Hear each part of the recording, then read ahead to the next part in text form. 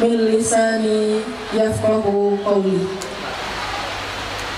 Kanda-kanda para ustadz, mohon izin saya ingin sedikit memotivasi sahabat-sahabat, teman-teman, guru-guru yang ada di hadapan saya dalam rangka Semarang Milan 15 tahun IBS Riau Al-Ihsan Boarding School.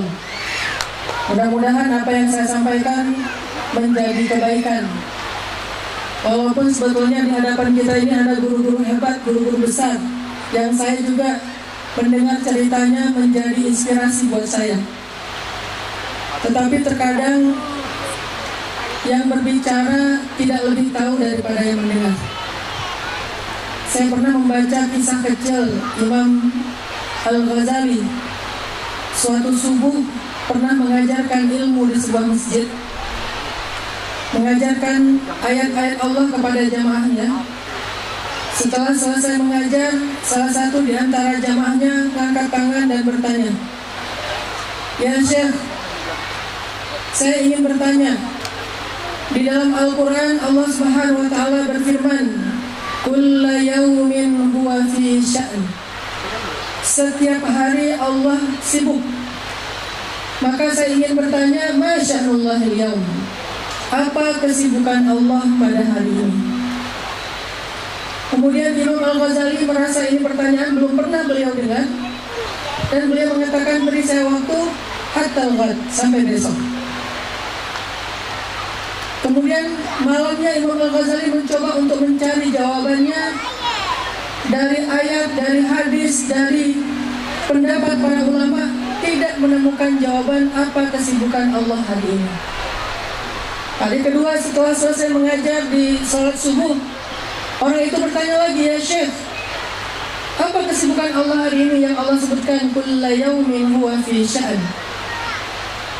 Kata Imam Al-Ghazali, beri saya waktu 1 hari lagi.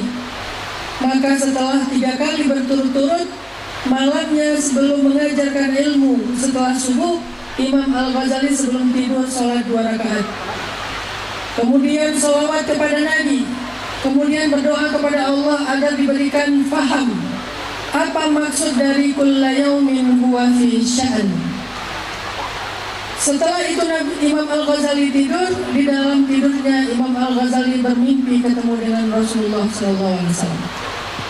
Kemudian di dalam mimpi itu Nabi mengajarkan kepada Imam Al-Ghazali, wahai Aba Hamid, wahai Muhammad, apa yang ditanyakan kepadamu oleh orang itu? Kemudian orang itu, Imam Al-Ghazali menjawab, dia bertanya tentang makna kulla yaumin huwa fi sya'n ya Rasulullah.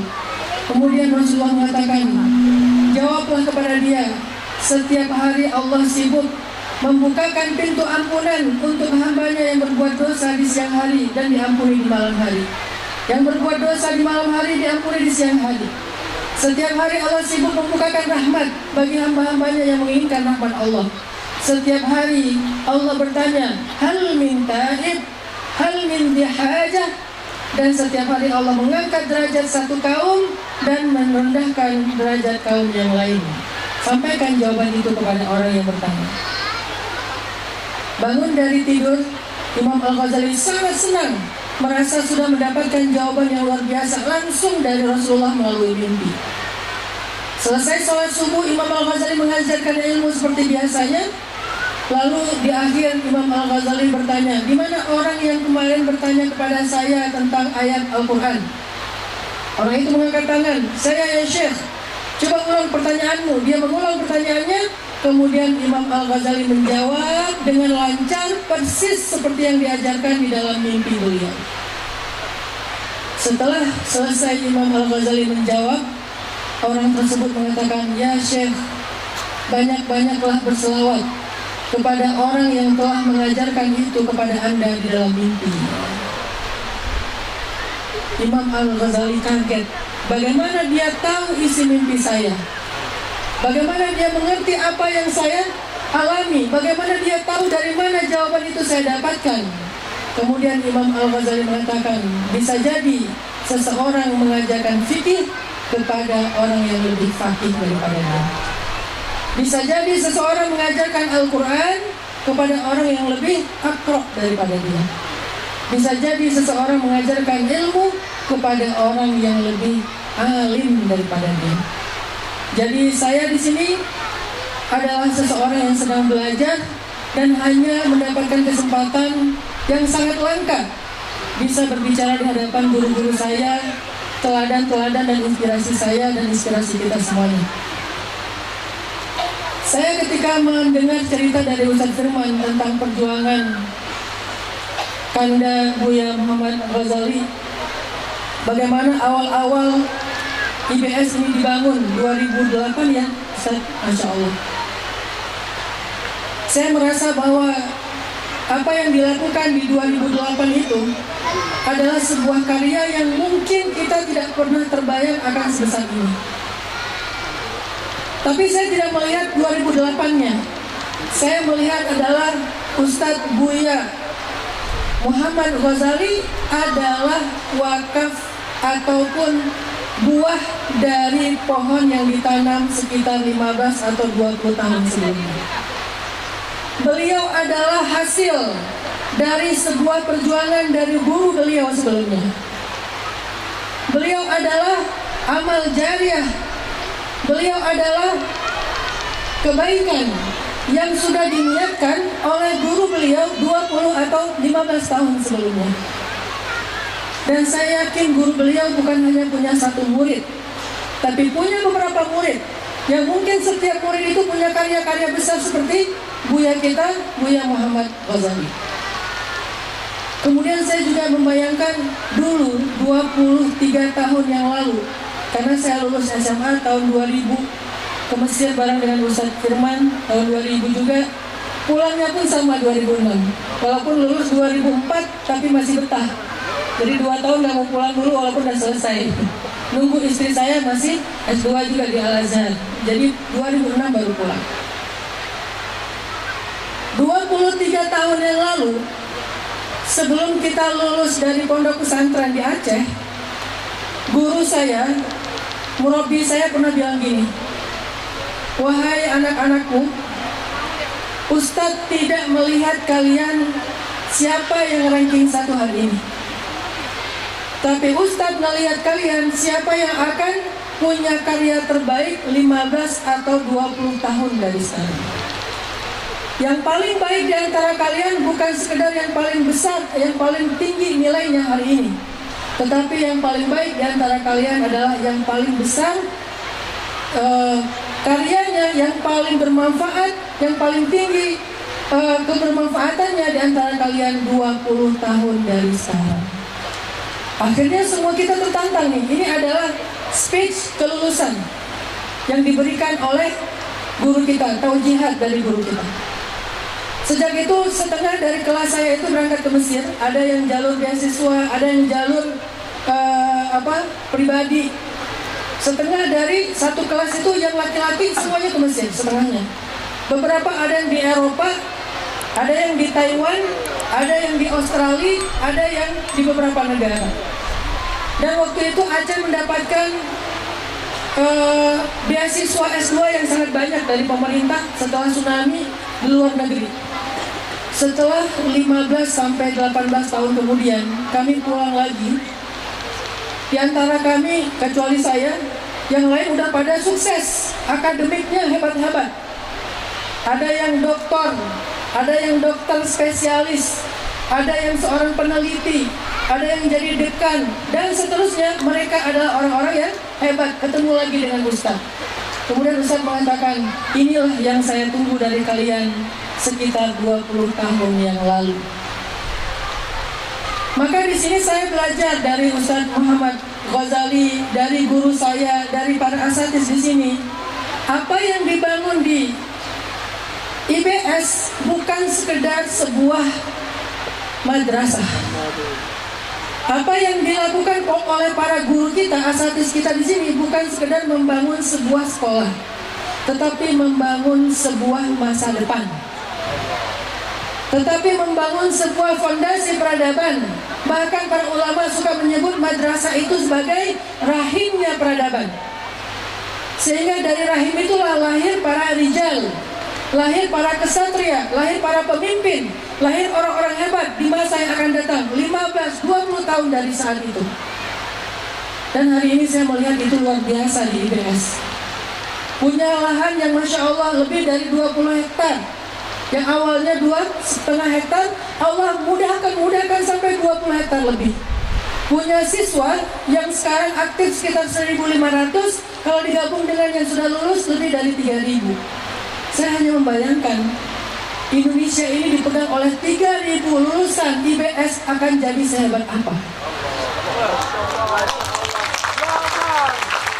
Coba kita bayangkan 1.500 siswa IBS, sepertiganya saja, ini hanya ilustrasi ya, sepertiganya ketika mereka mengambil peran 10 tahun lagi, 15 tahun lagi Indonesia, sepertiganya misalnya di antara mereka masuk ke dunia politik, menjadi politikus yang adil, islami, yang menjadi rahmatan lil alamin. Sepertiganya 500 itu berarti sudah memenuhi dewan di pusat anak IBS. Sepertiganya lagi mereka menjadi pengusaha, mereka memiliki usaha-usaha yang sukses dengan omset yang besar, yang kebermanfaatannya balik lagi kepada umat. Maka 500 pengusaha itu sudah menjadi satu asosiasi yang besar. Yang hari ini kita mengenal sahabat-sahabat saya juga di HIPMI, teman-teman dari Kadin dan seterusnya. Mereka adalah orang-orang yang ketika berkolaborasi membuat sebuah karya besar untuk Indonesia. Sepertiga saja. Sepertiganya lagi adalah menjadi para pendidik, menjadi dosen, menjadi peneliti, menjadi guru, ustadz, ulama, dai.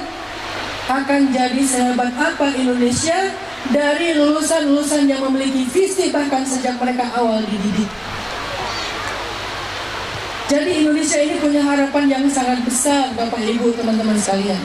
Salah satu di antara harapan besar Indonesia itu ada di antara anak-anak muda yang menjadi siswa atau santri hari ini. Di tangan mereka lah Indonesia akan menjadi sesuatu. Sehingga kalau anak muda kita sekarang menghabiskan usia mudanya hanya di depan kamera untuk joget, lalu mereka menjadi sad boy, bisakah kita bayangkan 10-15 tahun lagi Indonesia akan jadi seperti apa?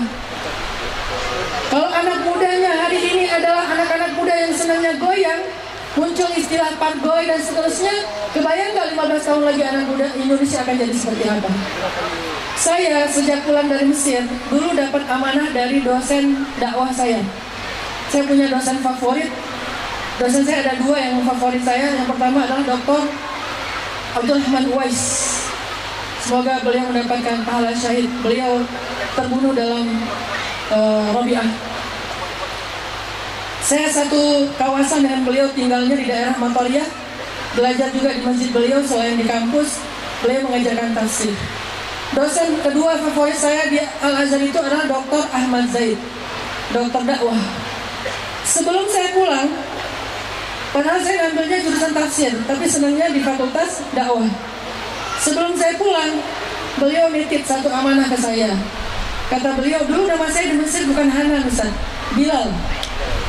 Saya suka azan di Bu'us, makanya dipanggilnya Bilal. Jadi namanya berubah-ubah. Ustaz Firman pasti nggak kenal Hanan itu mana sih, karena nggak ada Hanan di Mesir.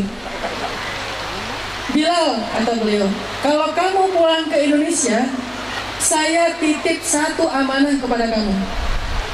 Apa, dokter? Buatlah satu program dakwah khusus untuk anak muda di Indonesia. Padahal saya bukan mahasiswa yang pintar, bukan yang nilainya mumtaz, bukan yang paling sering muncul di kelas. Mungkin karena sering ngobrol di luar kelas saja. Sehingga beliau mengatakan, saya titip ke kamu satu amanah, buatlah program khusus buat anak muda di Indonesia. Gak usah mikirin yang lain. Sehingga ketika saya pulang dari Mesir 2006, hal yang pertama saya lakukan adalah saya ingin meriset anak muda di Indonesia. Saya tidak mau membuat program yang sifatnya hanya spontan. Saya ingin membuat program yang sifatnya sustain. Ada kurikulumnya sampai 20 tahun ke depan, 15 atau 20 tahun ke depan. Ada priorisasi yang akan kita berikan kepada anak muda untuk dakwah.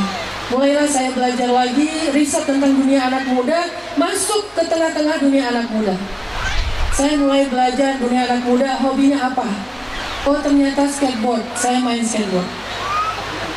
Ustadz pertama di dunia yang main skateboard itu ada di Indonesia. Walaupun gak penting. Saya main skateboard. Setelah selesai main skateboard, senang main skateboard, mengerti dunia street culture, Rastafarian. Oh seperti ini anak street.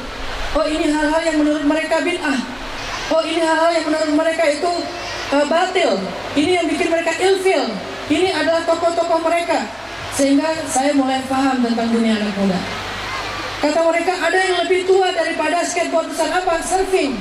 Skate itu lahir gara-gara ketika ombaknya cukup kecil, mereka nggak bisa main, akhirnya mainnya di bowl namanya, main skate. Berarti ada yang lebih tua sejarahnya. Apa surfing? Saya belajar surfing. Sampai ke gulung ombak, kehantam batu, karang dan seterusnya berdarah-darah. Sampai saya ngerti tentang dunia anak-anak surfing. Lalu main lagi anak motor, anak gunung dan seterusnya, main free dive, cliff dive, loncat dari tebing. Yang ekstrim-ekstrim dipelajari demi untuk riset dunia anak muda itu kayak gimana. Akhirnya saya menyimpulkan anak muda itu ada 4 ring. Ring 1 adalah aktivis, banyak di masjid, di kampus, di sekolah, di organisasi, di pesantren. Ini ring 1. Ring 2 adalah anak yang sudah ngaji, hijrah, tetapi tidak mau jadi aktivis. Ring 3 anak main, anak nongkrong, anak gaul. Dan ring 4 cenderung ke arah kriminal, baik kriminal fisik maupun kriminal pemikiran, yaitu liberal. Dari 4 ring ini akhirnya saya memutuskan saya akan berdakwah di ring 3 dan ring 4, tidak di ring 1 dan ring 2. Kenapa? Ilmu saya terbatas. Saya nggak bisa bikin pondok pesantren karena saya bukan kiai, karena saya bukan alim.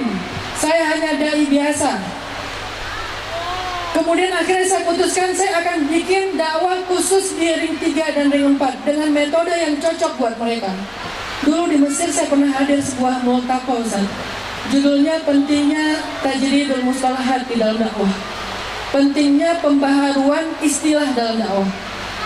Ayat yang disampaikan waktu itu, wa ma arsalna min rasulin illa bilisani qaumihi liyubayyina lahum. Menggunakan lisanul kaum, bahasa kaumnya, diksi kaumnya. Karena kaum saya ring 3, ring 4, anak main, anak nongkrong, anak jalan, bahkan cenderung kriminal seperti geng motor, saya mencoba menerjemahkan beberapa diksi dakwah ke terjemah bahasa mereka. Mulailah ada poster sharing namanya nongkrong di masjid. 2015 belum common tren hijrah. Nongkrong di masjid. Sebagian mempertanyakan, kenapa di masjid kok nongkrong? Bukannya ibadah, bukannya etika. Saya nanya, majelis itu bahasa apa? Bahasa Arab. Bahasa Indonesianya duduk bersama-sama. Bahasa anak mudanya nongkrong, sama. Majelis duduk nongkrong, hanya beda terjemah. Oh iya ya, akhirnya oke, gak apa-apa. Nongkronglah di masjid. Anak muda dulu senangnya nongkrong. Nongkrong itu lifestyle. Cuman ada yang positif, ada yang belum positif. Saya nggak suka mengatakan kalimat negatif. Ada yang positif, ada yang belum positif. Yang belum positifnya apa? Nongkrongnya di beer house, nongkrongnya clubbing, nongkrongnya nonton konser, datang jungkuk. Mereka ngantri panjang tuh, Masya Allah, sampai di bandara mereka nunggu Justin Bieber. Itu nongkrongnya anak muda. Sehingga bahasa nongkrong common di telinga anak muda. Ketika kita ajak nongkrong di masjid, mereka tidak merasa ini sesuatu yang gap. Mulailah masjid ramai dengan anak-anak muda. Ring 3, ring 4. Indikasinya apa? Perempuannya tidak berjilbab, sehingga kita nyebut bahasanya cewek, sedangkan laki-lakinya tatoan. Kalau yang datang ke majelis saya waktu itu sudah hijab panjang, saya anggap metode saya belum efektif. Kalau yang datangnya nggak berjilbab, yang datangnya dandan abis, yang datangnya tatoan, insya Allah berarti sudah sesuai dengan harapan. Allah yang mendatangkan mereka. Mulailah waktu itu gerakannya pertama ke anak geng motor di Jawa Barat. Satu geng motor jumlahnya lebih dari 50.000 anggota. Ada 4 geng motor. Dan geng motor ini sudah rekrut dari sejak kelas 1 SMP. sampai S3. Karena di antara mereka ada yang doktor juga, ada yang master, but well educated. Tetapi masa remajanya, masa SMP SMA-nya, mereka tergabung dengan geng motor, bukan senang motor, senang tawuran. Karena kalau yang senang motor namanya bukan geng motor, klub motor. Beda antara geng sama klub. Kalau klub senangnya misalnya motor besar, motor matic, motor apa, mereka kumpul dengan jenis motor yang sama. Kalau geng motornya beda-beda, tapi semangatnya sama, yaitu semangat tawuran. Ada briges, ada ekstasi, ketemu di jalan, bacok. Sehingga saya merasa bahwa siapa yang mau ngajak mereka pulang ke Allah? Mereka adalah orang-orang yang rindu ingin pulang ke Allah tapi nggak tahu jalan. Karena yang ngajak mereka pulang ke Allah teriak-teriak di atas mimbar. Mereka nggak tahu jalan menuju ke mimbar. Harus ada yang menjemput mereka ke tempat mereka. Dan ternyata mereka tidak defense. Ketika kita jemput, mereka semangat untuk pulang ke Allah. Saya bikin waktu itu masih ada almarhum Ustaz Arifin Ilham, sebuah pengajian khusus anak muda namanya Briges Berzikir. Geng motor, Briges Berzikir. Saya pikir paling hadir 20-30 anak. Ternyata 3.000 anggota Briges ikut ngaji dengan Ustaz Arifin Ilham. 2.000 ada di dalam masjid, 1.000-nya di luar masjid. Padahal masjidnya masih kosong. Saya tanya, kenapa kalian nggak masuk ke masjid? Apa jawaban mereka? Ustaz, kami ini orang-orang kotor, nggak merasa layak masuk ke tempat suci. Saya bilang masjid itu bukan tempat orang suci. Masjid itu tempat orang bersuci. Orang yang mutahharin, orang yang ingin menyucikan diri mereka. Maka datanglah, masuklah, nggak apa-apa. Allah Maha Pemurah, Allah Maha Penyayang. Qul ya ibadiyalladzina asrafu, akhirnya saya tausiah di luar masjid. Ustaz Arifin tausiah di dalam masjid, saya tausiah di luar masjid. Mereka mulai masuk. Alhamdulillah sejak itu geng motor berubah menjadi ormas yang resmi, yang di dalamnya ada divisi dakwah. Untuk pertama kalinya geng motor punya divisi dakwah. Amanah dari guru saya Dr. Ahmad Zaid. Selesai geng motor, alhamdulillah empat-empatnya mereka mulai hijrah secara ofisial, walaupun anggotanya gak 100%. Kita bikin mu'akhad baina geng motor, persaudaraan, karena itu salah satu program Nabi di Madinah, mempersaudarakan antara geng motor. Kalau dulu mempersaudarakan antara Aus, Khazraj, Muhajirin dan Ansar, sekarang antar Briges, XTC, Moonrakers, GBR. Kapan terjadi acaranya? Kita kasih nama Ngabuburait. Sambil nunggu waktu berbuka, kita bikin semacam konser. Waktu itu masih ada Ustadz Ahmad Hariawan, Gubernur Jawa Barat, bareng dengan Ustadz Aher. Kita ajak tokoh-tokoh anak-anak geng motor, mu'akhad, deklarasi damai. Akhirnya mereka damai. Selang beberapa lama kemudian pandemi. Jadi pembinaan terhadap teman-teman geng motor berhenti sejak pandemi dan kriminal mulai naik lagi. Yang terakhir, Bandung cukup mencekam dengan kriminalitas. Selain geng motor, kita mencoba untuk mempersaudarakan juga supporter bola. Mu'akhad baina Bobotoh wa Dejek, wa baina Aremania wa Bonek. Mempersaudarakan di antara supporter bola. Tahukah kita berapa jumlah supporter bola itu? Karena di Riau juga, Pekanbaru juga ada. Jawa Barat, Bobotoh itu anggotanya lebih dari 3 juta orang. Karena Jawa Barat provinsi yang paling besar di Indonesia, anggota Bobotoh aja lebih dari 3 juta di seluruh Jawa Barat. Sehingga kalau bisa mengakhirkan baina dua supporter bola ini, Masya Allah. Tapi qadarullah, karena pandemi saya baru selesai, baru mampu sampai ke teman-teman Bobotoh. Tapi itu juga dampaknya luar biasa, bukan karena saya, karena memang mereka tangan untuk pulang pada Allah.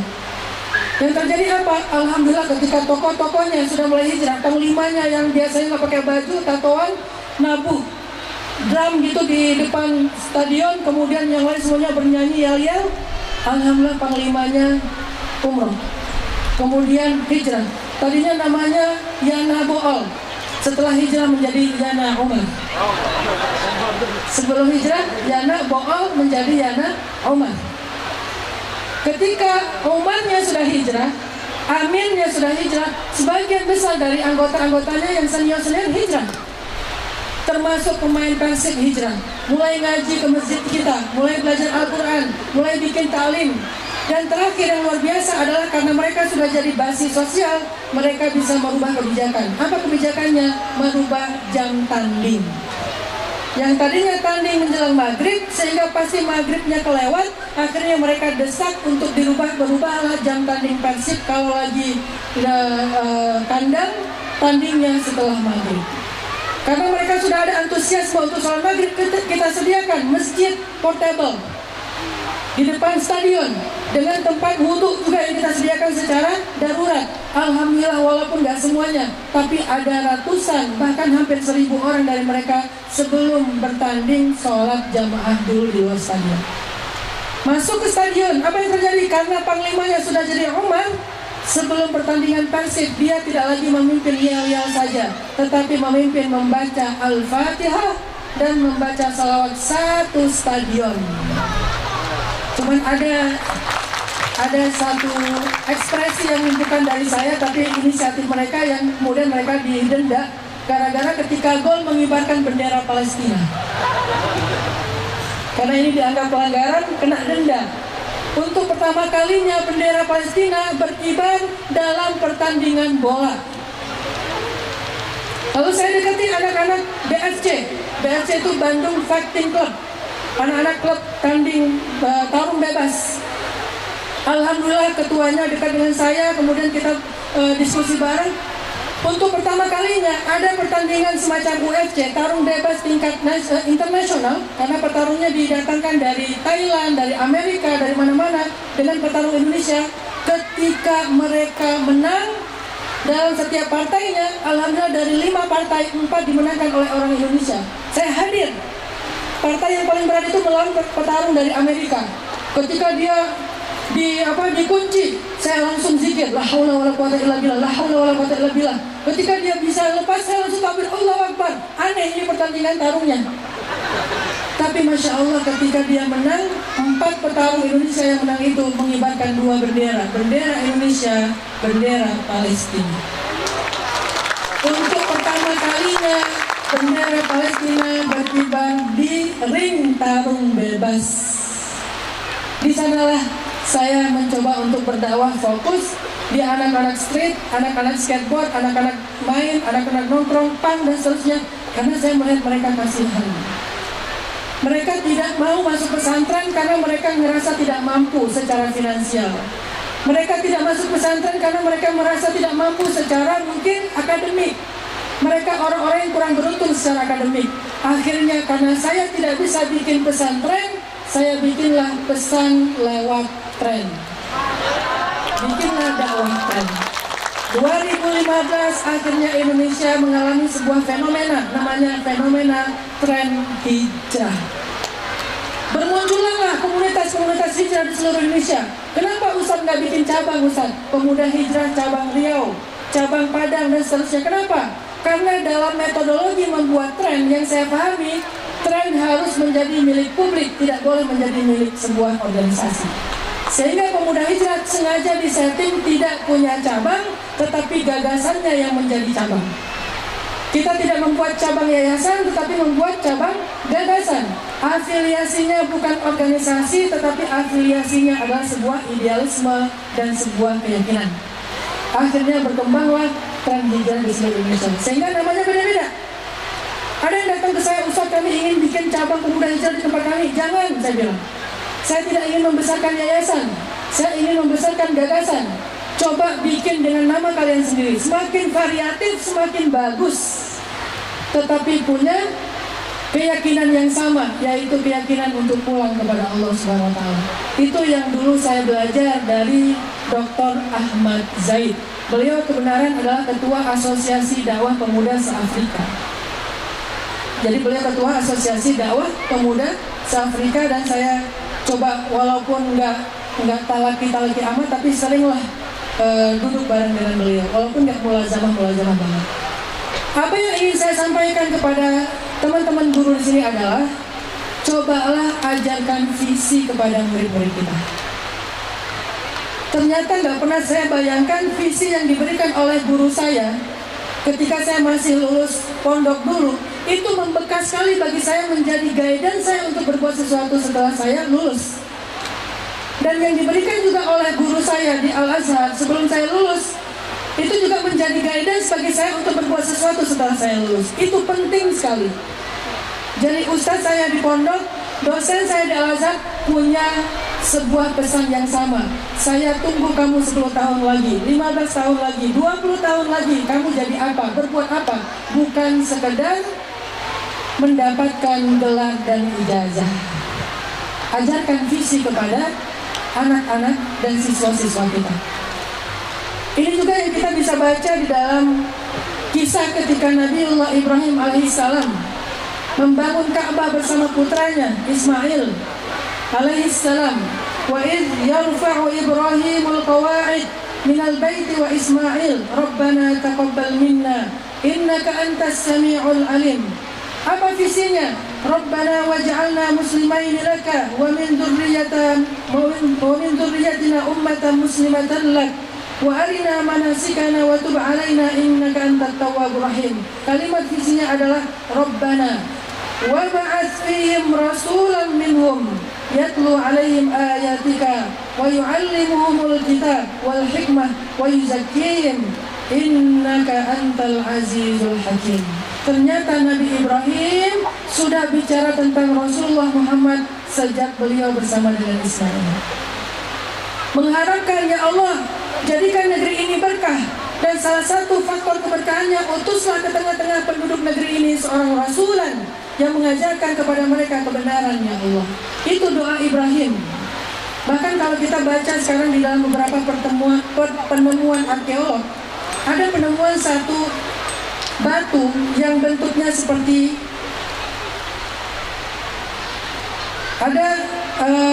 penemuan satu batu yang bentuknya seperti kayu.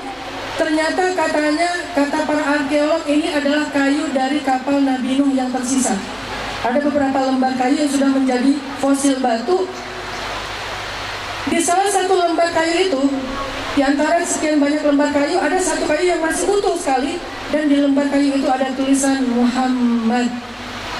Ternyata sejak zaman Nabi Nuh, Nabi Ibrahim, Nabi Musa, para anbiya, para rasul, nama Muhammad selalu dibicarakan.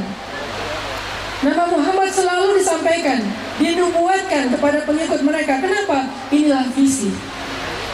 Bahwa puncak dari kemenangan tauhid, puncak dari dakwah yang paling sempurna, puncak dari risalah yang paling hebat itu ada di zaman Muhammad SAW. Itu yang selalu disampaikan oleh para nabi. Begitu juga Nabi Muhammad. Nabi Muhammad bicara tentang gerbang Yaman. Nabi Muhammad bicara tentang Syam. Nabi Muhammad bicara tentang Istana Putih, Istana Merah, Konstantinopel, Roma, dan seterusnya. Itu semuanya adalah visi. Dan tahukah kita kapan Nabi membicarakan visi kepada umatnya, kepada sahabatnya? Justru ketika beliau masih dalam keadaan susah. Ketika Nabi hijrah, dikejar-kejar oleh Suraqah bin Malik. Justru ketika itu Nabi menawarkan kepada Suraqah, wahai Suraqah, gimana kamu jika memakai pakaian Raja Kisra, Raja Persia? Nabi bicara visi. Ketika menggali parit Khandaq, ada batu yang tidak bisa dibelah, kemudian dengan izin Allah Rasulullah membelahnya. Maka Nabi melihat kilatan-kilatan tentang visi di masa depan. Sehingga murid-murid Rasulullah, sahabat-sahabat Rasulullah, generasi setelah Rasulullah, mereka jadikan visi Rasul sebagai guidance, sebagai kurikulum dakwah mereka. Satu persatu Allah takdirkan mereka dapatkan. Salah satu di antara puncaknya adalah yang Allah berikan kepada Muhammad Al-Fatih, yaitu Konstantinopel. Tetapi yang menginginkan Konstantinopel bukan hanya beliau. Sejak zaman Abu Ayyub Al-Ansari sudah menginginkan Konstantinopel. Makanya Abu Ayyub datang ke sana jauh-jauh, tetapi tidak Allah takdirkan di zaman beliau. Walaupun bukan kalah, kaum muslimin tidak pernah kalah. Karena kemenangannya ada dua, antara di dunia atau di akhir. Tetapi Allah tidak takdirkan untuk Abu Ayyub Al-Ansari, Allah takdirkan untuk Muhammad Al-Fatih. Artinya dari zaman sahabat, zaman tabi'in, tabi'ut tabi'in, sampai Umayyah, Abbasiyah, Seljuk, kemudian Ottoman, baru di tangan Muhammad Al-Fatih hal itu diwujudkan. Ini namanya visi. Visi apa yang sudah kita berikan kepada murid-murid kita, kepada generasi muda kita, tentang Indonesia kita, tentang hebatnya negara ini untuk memimpin dunia sebagai peradaban terhebat, karena kita adalah negara yang besar dengan jumlah penduduk dan jumlah pemuda yang paling besar. Saya beberapa kali datang ke Jepang dan dapat gosip tentang Jepang dari orang Jepang langsung. Kebenaran saya di Jepang itu ada teman yang baru converting to Islam. Ketika dia awal-awal masuk Islam, dia ikut taklim saya di Jepang. Kemudian dia nanya, "Ustaz, saya baru masuk Islam, tugas saya apa?" Kata saya, "Pertanyaan kamu seperti pertanyaan Abu Bakar ketika awal masuk Islam, tugas saya apa?" Maka saya akan menjawab seperti jawaban Rasul, walaupun saya bukan Nabi. "Apa tugas saya adalah tugas kamu, yaitu dakwah." Cobalah buat program dakwah di Jepang untuk orang Jepang, jangan untuk orang Indonesia, karena dia orang asli Jepang. Alhamdulillah, akhirnya kemarin bulan Januari saya ke Jepang, nggak sengaja ketemu dengan beliau lagi, dan beliau sudah menjadi imam masjid Jepang dan sudah bikin taklim untuk warga Jepang yang ingin belajar Islam. Jadi kemanapun kita pergi, ajarkan visi, ajarkan sebuah hope, ajarkan sesuatu yang besar, sehingga itu bisa menjadi warisan. Dan itu yang dilakukan oleh gurunda kita, Buya Muhammad Ghazali. Visi dengan IBS-nya, visi dengan Al-Ihsan Boarding School-nya, visi dengan apa yang ada di sini. 1.500 siswa IBS adalah tentang Indonesia 20 tahun dari sekarang. Mudah-mudahan dari IBS lahirlah para pemimpin-pemimpin peradaban, para ulama, para pemimpin-pemimpin yang adil, yang rahmatan lil alamin, orang-orang hebat yang menginspirasi, influencer terhadap orang tentang kebaikan-kebaikan, insyaallah. Barakallahu fikum. Saya ingin mengucapkan selamat kepada IBS dan Al-Ihsan Boarding School untuk 15 tahun yang luar biasa, khususnya kepada Gurunda Buya Muhammad Ghazali. Saya juga ingin belajar setelah ini kepada Gurunda banyak hal yang saya kayaknya butuh dari Gurunda, karena saya lagi membangun sekolah juga kecil, namanya Pesan Underscore Tren. Orang kalau baca dikirain pondok pesantren, padahal bukan. Kita punya SD namanya Sekolah Rimba Indonesia, gratis 100% untuk yang mampu dan yang kurang mampu, sama. Jadi yang bermobil gratis, yang jalan kaki gratis, karena konsepnya emang pengen sekolah gratis. Kemudian ini udah angkatan ketiga, tahun ini saya pengen insya Allah meluncing SMA-nya, namanya 20 Mind Sociopreneur High School. 20 Mind itu diambil dari Success Before 20, untuk melahirkan calon sociopreneur, bukan entrepreneur. Karena entrepreneur tentang how to generate the money, tapi sociopreneur how to give the value. Kita ingin impactful kepada masyarakat. Akhirnya tahun ini insya Allah kita akan launching sekolah sociopreneur pertama yang ada di Indonesia. Sekolah entrepreneur udah banyak, sekolah pesantren Masya Allah luar biasa, tapi sekolah sociopreneur rasanya yang formal belum ada. Di luar negeri udah banyak, ada Asoka, ada Changemaker, ada banyak sekali, tetapi di Indonesia kayaknya belum ada yang resmi. Jadi ini insya Allah mohon banyak bimbingan juga dari Buya, semoga ini juga menjadi salah satu rahim peradaban. Sekali lagi selamat buat IBS, semoga ini menjadi kebaikan buat umat, kebaikan buat Indonesia. Barakallahu fikum. Wassalamualaikum warahmatullahi wabarakatuh.